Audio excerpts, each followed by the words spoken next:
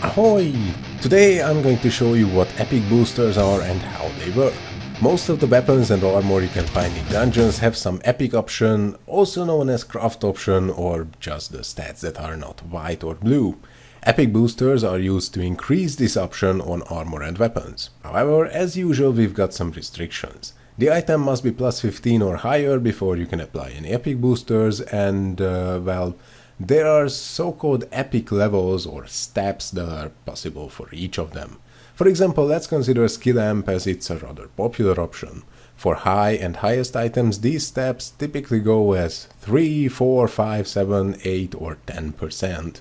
From 5% until 8% you can also see the message at the bottom of the item's card that it's got a certain amount of epic boosting possible. When you successfully apply an epic booster, it makes that epic option jump to the next level until it reaches the maximum amount. Crafted items, that is craftsmen's and masters, can also be boosted, but in their case only the main stat is increased. For example, these gloves would have their amp value increased, but the other two remain unaffected unfortunately.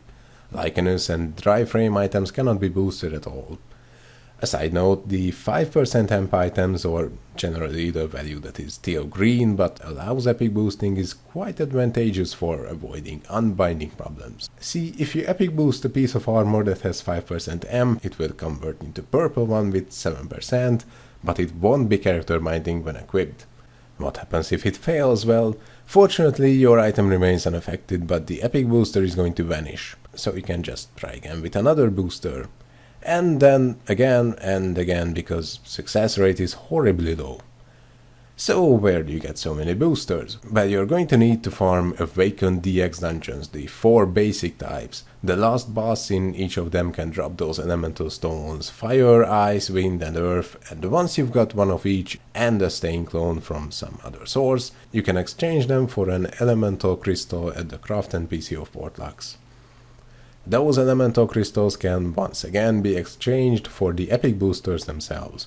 You've got different grades for medium, high, highest, and soon ultimate is coming as well. You've probably noticed already that low grade items cannot be boosted.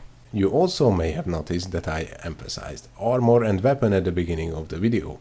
Bikes and costumes may also possess epic options, but they are totally different. You can find some links in the video description for those. Well, I hope you found this video helpful, and I wish you good luck if you decide to try it yourself. Ahoy!